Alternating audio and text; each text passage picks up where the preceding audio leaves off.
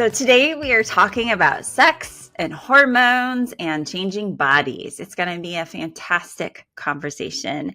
As moms of daughters, this is actually a vital part of our journey, and not only as women, but helping our daughters to grow in confidence and wholeness in their design as female, the way that God designed and delighted in us as he wove us together in our mother's womb.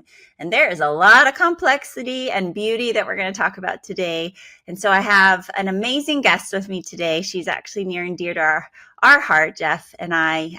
She is one of our marriage and family therapists at Living Wholehearted. So some of you may or may not know that we have a side gig where Jeff and I run a professional counseling and leader development firm.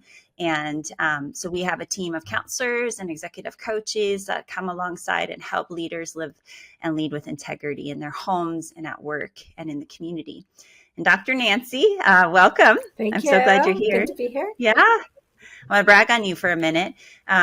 She was actually an OB-GYN for 30 years and then decided, I think I'm ready to retire and also continue forward and becoming a therapist. So now she gets to walk alongside families in a very different room and a different environment, but bringing all of her wisdom, her years of faith, her years of parenting, and now grandparenting into the room as a therapist. And so we're so honored to have her on our team. And I think you're going to love her and just soak up all the wisdom she brings today to this conversation. Welcome, Nancy. Thank you, Tara, for having me.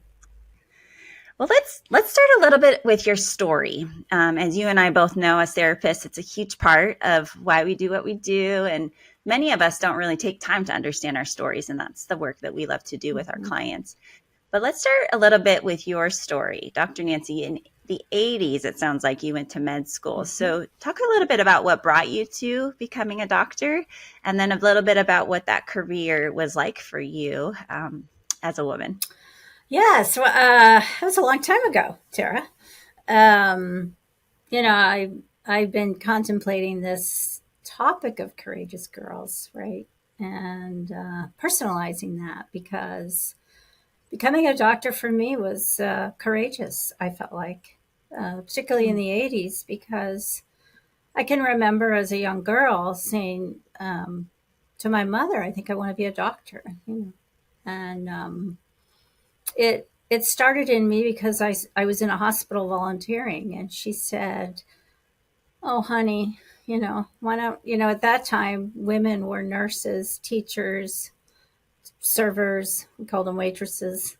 And she just thought it might be too big a step for a young girl, right? Mm-hmm. And yet there's something in me, I saw it as calling to say, no, I think I want to do this. Right? So I worked hard to do that in a time when it wasn't very common. I was one of not many young women in college in the classes that were required to get to med school. I even remember being told, I think you're in the wrong class. Wow. By a male professor. And I said, no, isn't this calculus? And he said, yeah. He goes, no, I'm supposed to be here. Right. And I remember those words, like, I'm supposed to be here. Right. And so fast forward to the 80s, where I was in a med school class of, I don't know, maybe 10% of us were women. There weren't many women in the class. So I felt like a stranger to a foreign land. But I wanted to do it. It was something I felt, it was inside of me that probably the Lord put in me, because there were not doctors in our family. I didn't have any mentors. It was just it was a calling for sure for me to say, I think this is where I belong. And I just kept pushing. It's amazing. And yes, you were a courageous girl. I mean, so much of the messaging we are just dripping over time as moms and daughters is this message to listen to the voice of grace and what God is calling you to. As there's a lot of people that have opinions for our lives, right? Correct. And so you were really listening to what now you probably are like, no, it's probably the Holy Spirit and just that pull inside, but going upstream at the time. And many people I can imagine along the way that we're questioning. Yes. Like the teacher, the professor in the calculus class. For sure. Yeah, makes me sad. So 30 years as an OB-GYN, there's so much in awe that people watch from afar. But give us just a couple nuggets of what do you feel like God was teaching you about you and about women in that particular call at the time? Um, in medical school, you get to pick what you want to do, right? So they say, do you want to be a brain surgeon, a neurosurgeon, a OB-GYN, or, what's it going to be? And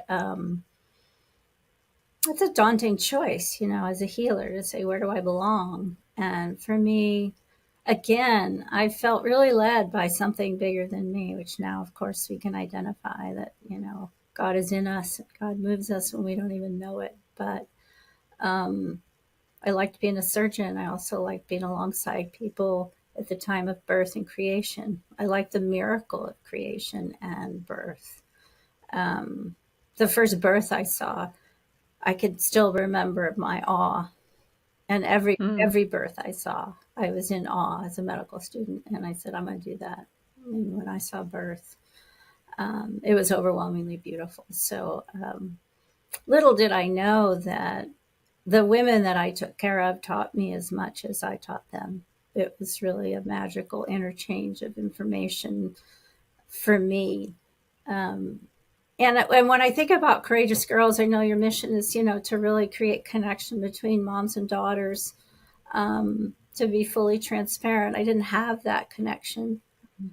And so 30 years of being alongside women was such a beautiful infusion of knowledge of women of all types that taught me so much about women that it was, in a way, God's glory, just filling my cup with women, in my life. So it was a real beautiful choice for me, and I didn't even know it. Hmm. Yeah, he did. He did. And the gift that all those women received too in your presence and Mm-hmm. knowing you now today, Dr. Nancy, and how nurturing and present you are Mm-hmm. with your clients. I can only imagine what kind of doctor you were for women in such a pivotal, beautiful part of their story, but often scary too. And Mm-hmm. I mean, there is a lot that comes with different types of women and their stories. Mm-hmm. There's not one saying it doesn't go the same for everyone. Mm-hmm. I'm imagining the variety you were with. So then later on, you transition, retirement's coming. What led you to think, okay, I think I want to be a counselor? Um, That's another, it's funny in life, I'm looking back at life at different, I'm in a decade a little ahead of you. And it's funny how sometimes the wind blows in a different direction, Um, and again, I think that's the spirit moving. I loved what I did in medicine. I loved being a technician, a surgeon, for those young girls out there. I mean, I operated on people. What a mm, privilege to be a surgeon, to be attending births, to be in the office listening to women's stories and walk alongside them in their pain. It had so many layers to it, but as far back as my training, I thought something was missing in what I was being taught. And I wrote the word down today to bring up processing information, processing what people know through a filter of their soul and their heart, right? I can remember as a young resident, and a resident is what you are when you don't know very much as a doctor, but I asked an attending, I said, what about these women that have a hysterectomy? Aren't they sad? Don't they go through something by losing the very part of their body that gave them birth? mm, And I remember him looking at me like, what are you talking about? Right? And yet for me, there was this piece that we weren't processing what was happening to people. If a baby mm, died, if you lost an organ, if you were diagnosed with cancer, I remember telling people they had a terrible disease that was going to kill them, but I wasn't taught to help them process that mm, information on a very deep, emotional, personal level. I was the source of information. And a part of me just longed to finish the story with people, to grieve with people, to listen to people, because the information you give people has to be filtered through their life. and their story and their family and their relationships. And I was left sort of holding this message, but I didn't get to hear the rest of the story. So I decided, especially during the pandemic, when I felt I really saw a change in mental health. Early in my career, people said, "Oh no, I don't need counseling. I'm fine," you know. And then, as I watched the pandemic take over our world, I realized people were begging for counseling. And something was shifting in that it was accepted that people were willing to process and say, something really big is happening here and I don't know what to do. And when I saw what little resources there were out there for people and how much people needed help, I decided, you know what? I think I can do this when I stop being a doctor. I think I can pivot and keep being alongside people and process with them that I've wanted to do ever since I started training. I love it. You're speaking to so many principles that we're so passionate about. And one of those is just the mind, body, heart, soul connection. And we need the different expertise for different parts of who God made us to be. But part of Courageous Girls and our heart at Living Wholehearted is, again, that integration piece. And so being able to not just be about information transference, but about heart transformation and letting people have the time and the human connection for that to happen. And so that's so much of what we're trying to help moms do with their daughters. And so talking about our bodies and sexuality and the hormones that impact us on so many levels, so often it is just information transformation, right? We give our kids a book, or there's like in the old school kind of purity culture gets blamed a lot, where there was a one-time weekend away where you just talked about it all and then done. Yeah, check that box. So done, check that. And so we're trying to get to a place where it's more of a part of life and relationship and letting us process what does our mind think about that? How does our heart sit with that? How is that impacting our body? And where is that connecting with our soul and our walk with Christ? So that piece is beautiful in your story. And I'm so grateful. The other piece that I just want to name, Dr. Nancy, is for women listening, like, your story's never done. I think that's the inspiration you bring. Is so often I hear moms in their journey thinking they're behind or it's too late. And there's inklings in you that you were listening to from a very young age of how God designed you and what he was drawing to you. And what I would say Psalm 37 says, the desire of our heart. Delight in him and he'll give you the desire of your heart. And you were still listening at the end of your career going, what else is in there? So I just want to encourage the moms who are listening and also can keep fanning the flame in their own daughters' lives. Like, it's never too late. And the stories, God's got his plot for us, and he'll complete what he started. So I imagine when he knit you together, he's going to be a doctor and a counselor and a mama. What's beautiful about It's Never Too Late is that it's not like I turned my back on medicine. It's like I took it with me, so that what we do is we just add layers and layers to our skill set. So speaking to the mothers in your audience, I once told someone, I hired employees, I've worn a lot of hats. A mother of 3 children has more skill set than most of the people that I hire because of organization and problem solving and troubleshooting and listening. And, mothers are so skilled that it's the beginning of a skill set that you just add new things to, right? And so when I became an intern in my 60s, everybody on the screen was like, wait, you're the intern, in counseling? And I went, yeah, well, yep, I sure am. But I bring all the buckets of knowledge with me. And yet I have more to offer because of it. So I think we bring more the older we get. I just want to give that message. The older we get, we have more in the bucket. I love that. And just a side note, you were the first intern at Living Wholehearted who emailed Jeff and I and said, what can I do? I'll clean bathrooms. Like, we laughed and we were like, oh, thank you, Dr. Nancy, but you don't have to clean bathrooms. We want you to work with clients. But it was so your servant heart and your humility your teachability, and yet also the years of expertise that you bring to Mm-hmm. the table Yeah. holistically, particularly with understanding women. So let's talk about what are some of the themes that you have seen both in your practice as a doctor and as a marriage and family therapist that you see women really struggling with when it comes to sex, hormones, and their bodies? That is a broad over Ooh. umbrella, but I'm giving you an open door to kind of name common struggles, Mm-hmm. and then we'll maybe move into misunderstandings. Let's see. I think I'm just going to sidebar sex because that's such a hot topic.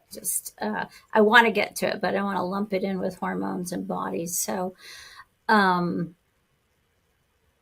I think one of the things I'd like to talk about for young women and mothers is that hormones often get a bad connotation in that terms like, oh, I'm PMSing, or oh, I'm just being hormonal, right? Sort of as a way to explain ourselves and minimize ourselves. Whereas I'd like to say our hormones are how we're beautifully made, right?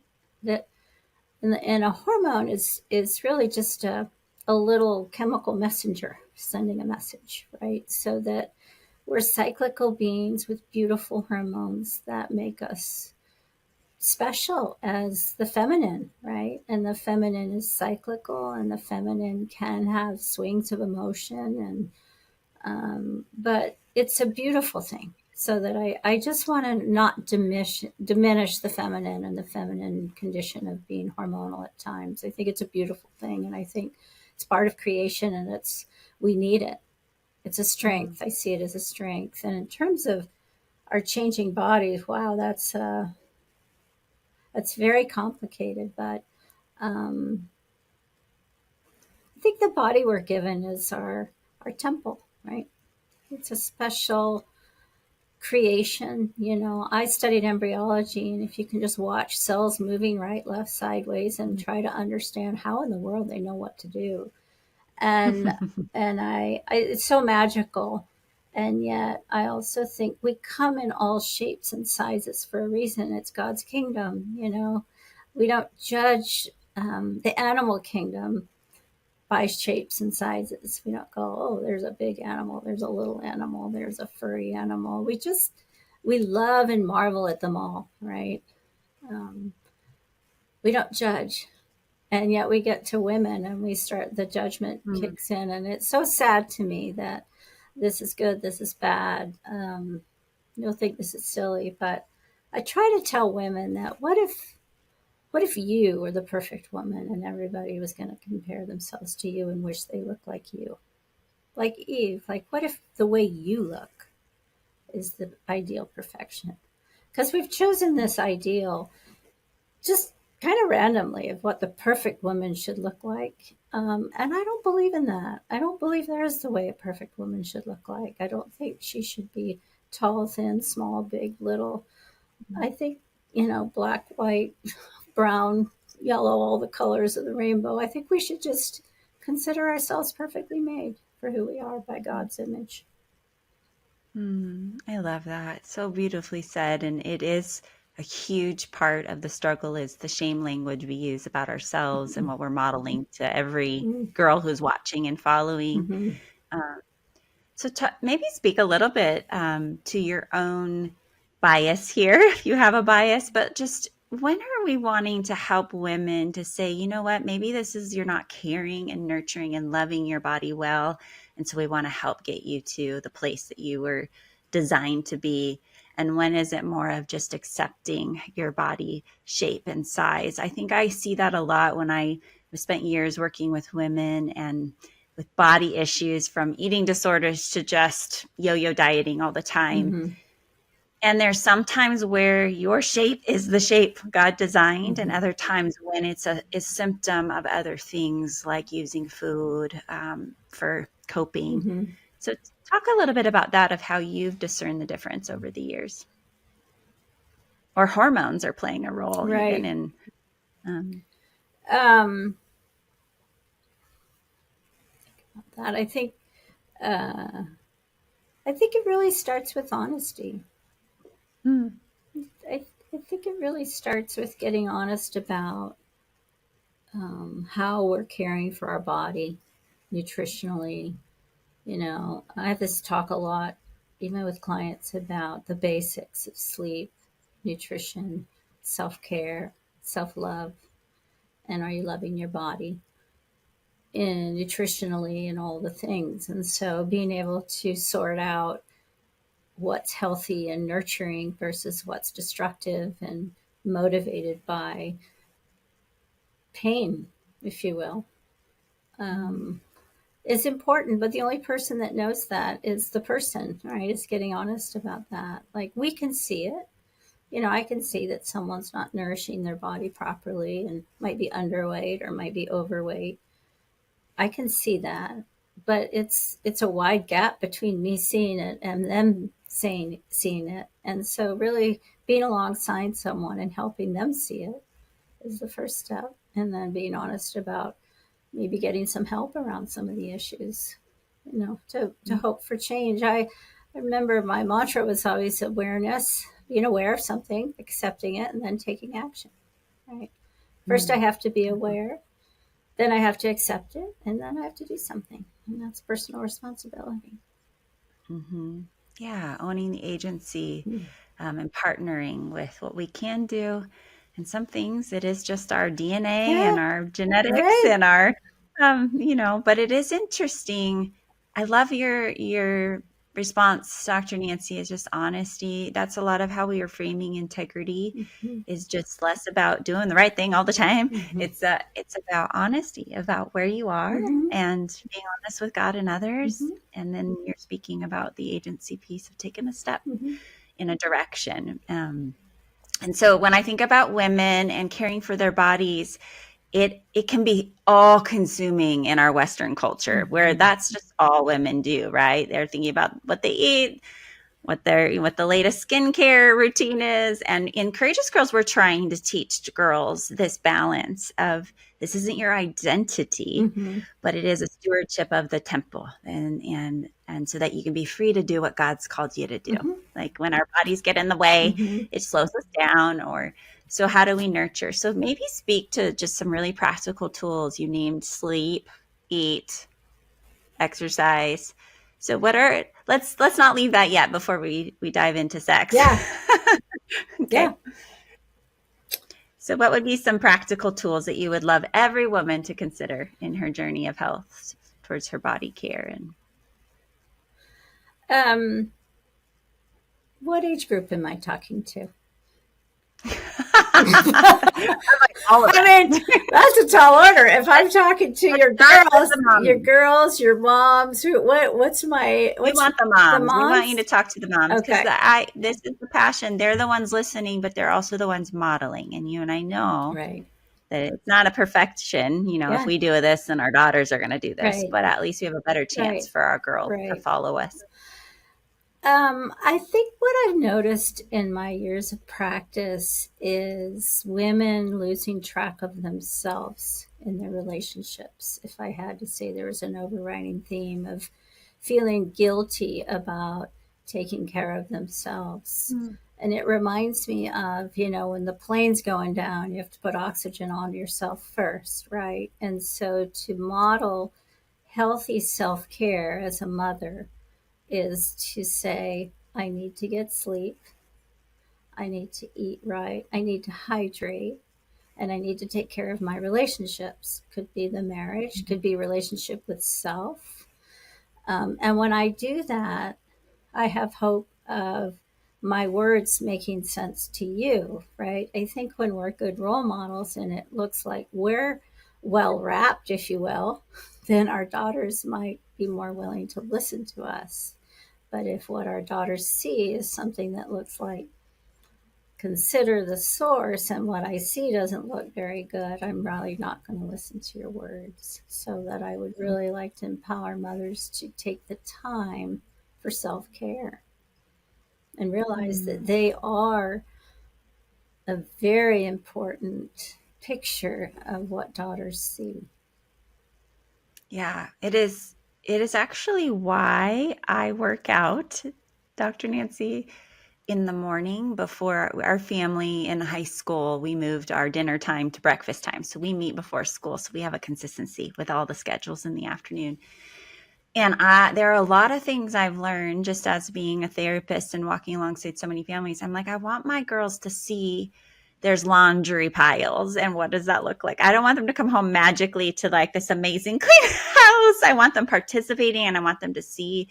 I also want them to see me going on a date with a friend, Mm-hmm. or, but working out is a key part of modeling movement. And it's interesting, we don't talk about it overtly, but they naturally have taken on, as young women now, Mm-hmm. their own rhythms of working out and moving our bodies. And I'm not as good at drinking water, but if I have a water, I'm like, carrying the water bottle around, all those things that, yes, yeah. But the idea of not always doing things when the kids are away. Yes. Um, and so yeah, when you said that, I was like, yeah, they need to see it and they Yes. need to experience it. And we worry as moms, like, oh shoot, I'm not spending my time all with them when they're Right. there. Yeah. Have you ever heard the statement, if you want to know how you're doing, look at your children?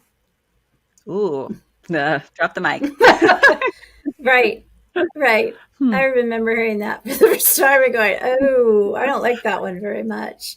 But It's hard. it's hard to Yeah. realize that a lot we reflect, our children do reflect some of our choices, right? And so being Yeah. aware of that, even the parts we don't think they're seeing, they see it, they do it, they swim in it, they breathe it, they hear it, Yeah. they're around it. So modeling what we want them to be in ourselves. Mm-hmm. So good. And so thinking, moms might think about all these behaviors over here about being polite and, Mm-hmm. having Christian values, but we forget about body care and recognizing these temples and valuing the creation. And Mm-hmm. I love your analogy of all the different animals. So he's given us a variety, even a variety in our home as women, and not doing a lot of comparing. Mm-hmm. Um, I have a curly hair girl and a straight hair girl. Mm-hmm. And so I started very young, talking lots about our hair care and how fun it is to learn how we care for our own unique hair. Because what Adonaiah does with her curly hair is so different than what Mm-hmm. I do.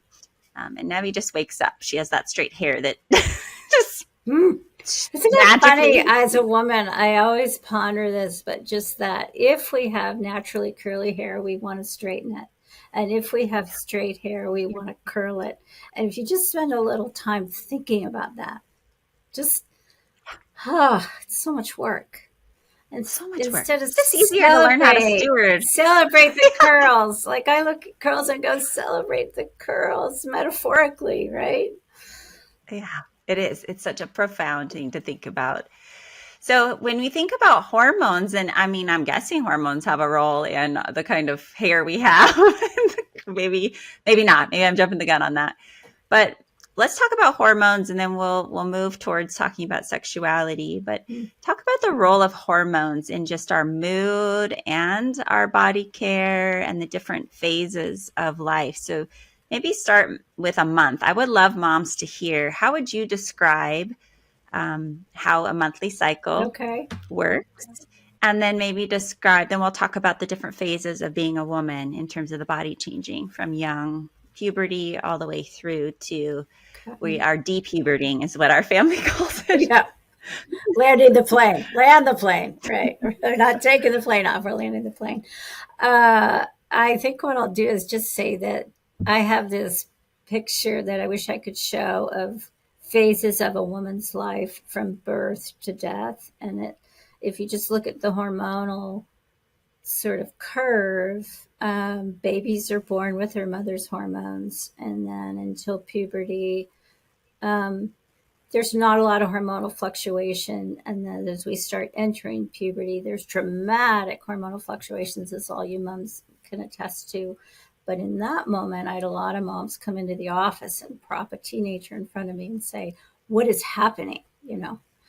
And give her something. Don't you have a pill for this? Right?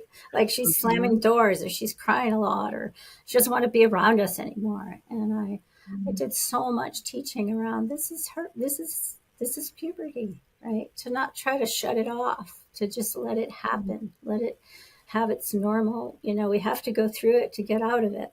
Just like most things, just like feelings, we have to go through puberty to not be in puberty. So let's just spend time in this. But that's when estrogen and progesterone is climbing and periods are coming. And then during the sort of menstrual phase of life, there's a lunar cycle, if you will. Most young women, it's 28 days. It could be 30 days, it could be 32.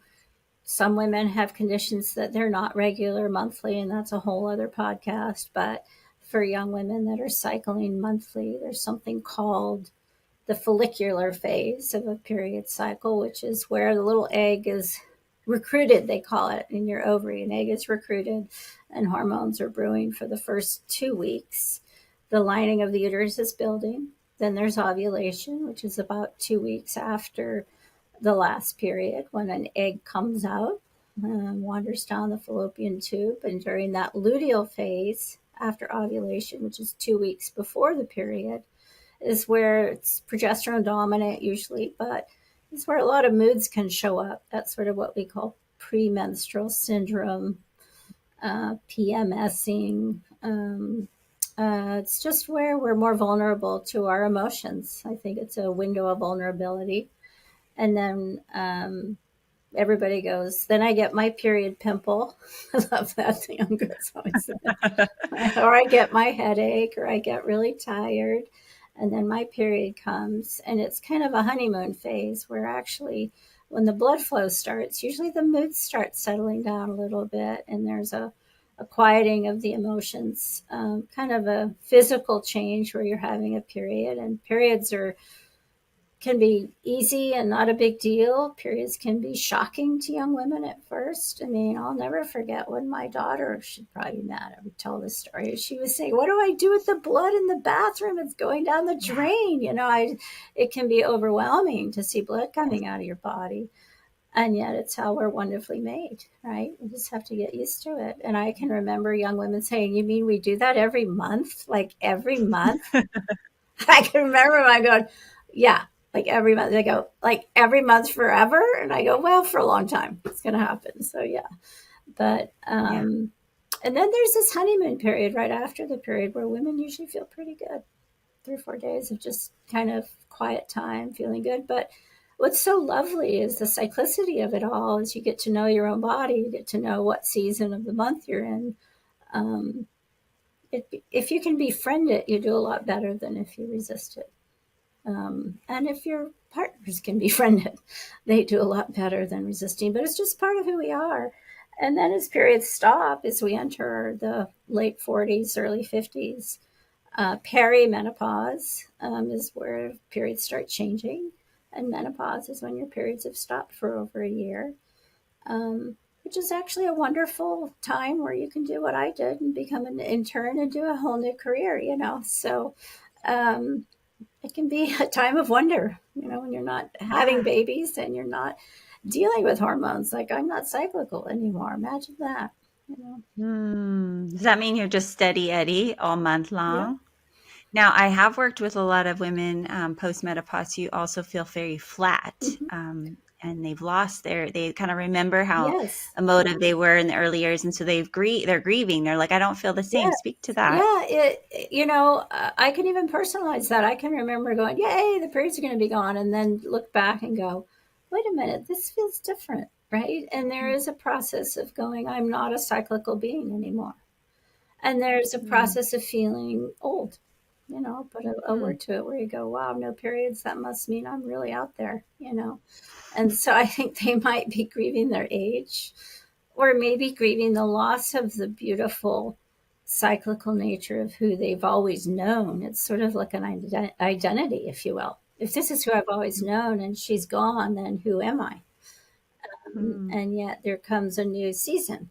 It's like if you can turn the page with wonder, you can be more curious and excited about it. But if you turn it and go, oh, it's a lot of it is, I think, the lens we use. And I think, unfortunately, we aren't given sort of optimistic, hopeful, curious, we don't have role models saying, menopause can be really fun, right? So it just a lot of it's how we look Mhm. at it. Yeah, we keep hearing that theme over. Like it's how we think about it, Mhm. how we see it, and then how we talk about it is going to help us either accept Mhm. this beauty that God has designed, Right.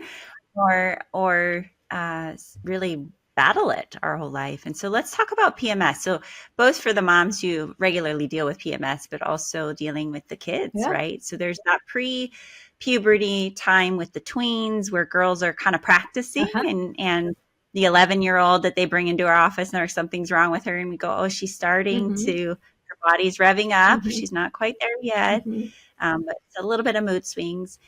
PMS. Let's talk about what is there any gift in that, Nancy? How would you Mhm. frame that so to help moms with language in their own heads and Yeah. minds? Because I will tell you that in my own personal journey, since you've been so vulnerable about yours, I think every month of my marriage in my early years, I actually think I wanted to divorce Jeff Wow. every month. And I started to go, one, I have an amazing husband, and it wasn't about the circumstances of our marriage. It was literally about my mindset Mhm. one time a month where I just felt like I wanted to quit everything and move to Africa, Yeah. including my marriage. And so hormones are Yeah. profound. And then I worked with my doctor on that. I'm good to go. I stopped wanting to divorce him every month. So speak to PMS and the purpose of it and how do we help it and not hate it? Yeah. Thanks for sharing that. It's normal. I had a woman once tell me, she says, I don't know what's wrong. I think my husband's nose is too big every month. And other, I don't want to be around him. And other times of the month, I love him so much and I can't leave him alone. And I'm just like, okay. Um, I believe that beautiful time premenstrually when the emotions are so confusing is where I think the lens is I think there's something wrong with me, or I think there's something wrong with her because she's acting this way. But I think if we could be more curious about the emotions that are surfacing rather than judging them. And for example, being curious about what's going on in your marriage that you're struggling with that you can't talk about.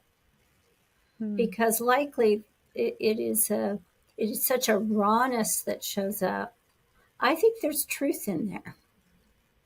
And so, oh, something just showed up. I don't know if that showed up on your screen. There we go.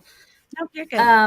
I think there's truth in the emotions that show up. And if we can validate them and be curious about them and listen to them, thank goodness for women. Because we Hmm. could be plodding along in this marriage, both of us kind of numb to things that might be stirring and saying, no, we're good, we're great, when we're not paying attention to the deeper issues. And yet, in God's wonder, He created this time where women go, wah, and reveal something true.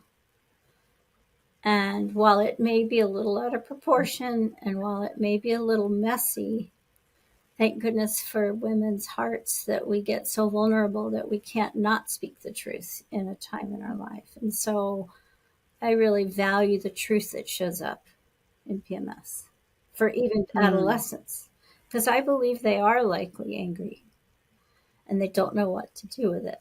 And I do believe it comes out like a lion and they don't know what to do with it. But thank goodness it shows up because then we can work with it like a kind of like a potter and a ball of clay. We can go, oh, hello, Mad. What's that? And we can honor it instead of saying, Doctor, please give her a pill to make it go away.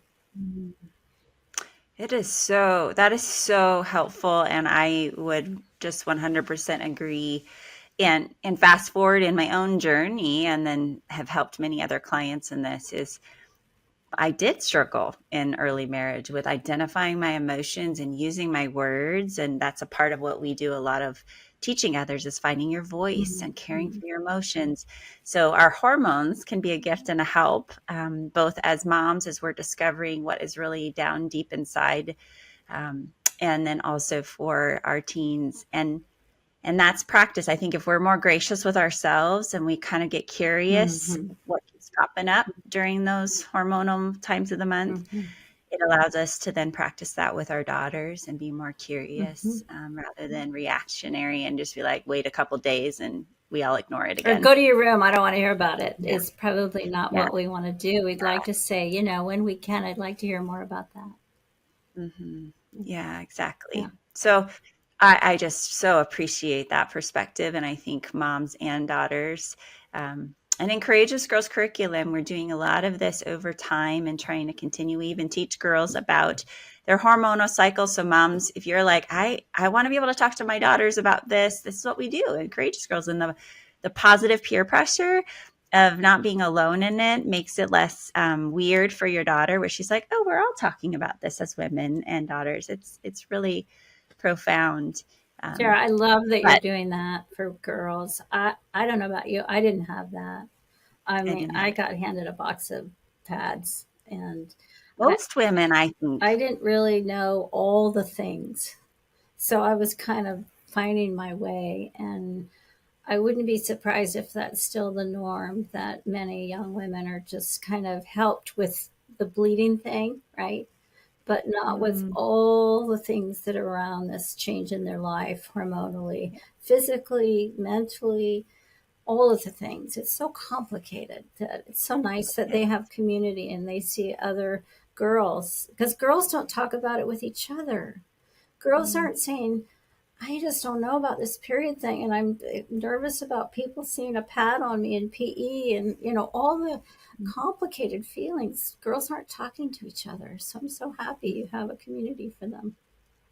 Yeah, I love it. Or they're Googling it and getting Oh, really funky information. And so wanting to be that guide and that gentle, grace-filled yeah. approach. Imagine a girl who knows she is loved. Imagine a girl who knows how her gifts and her talents and the way she was made, even her limitations, were going to be used on purpose, are being used on purpose by her God. Imagine a girl who knows how to use her voice, especially for those who are voiceless. Imagine a girl who knows how to ask for help, who's honest with her God and with others, who knows how to lean into friendships, to move through conflict, to communicate well, to even work on how to forgive and learn how to move through rather than around. Imagine a girl who loves the Lord her God with all her heart, with all her mind, with all her body, with all her soul, with relationships and her actions. This is Courageous Girls. And it's not only just for our daughters, but it's for us mamas as well. If you want to learn more, go to mycourageousgirls.com or go download the Courageous Girls app. This is a free online resource, a curriculum that helps you walk with your daughter at every stage of her growing years so that she and you can learn more about what it means to be a girl who knows she's loved and love others well in a world of confusing messages. Today's the day. Are you in?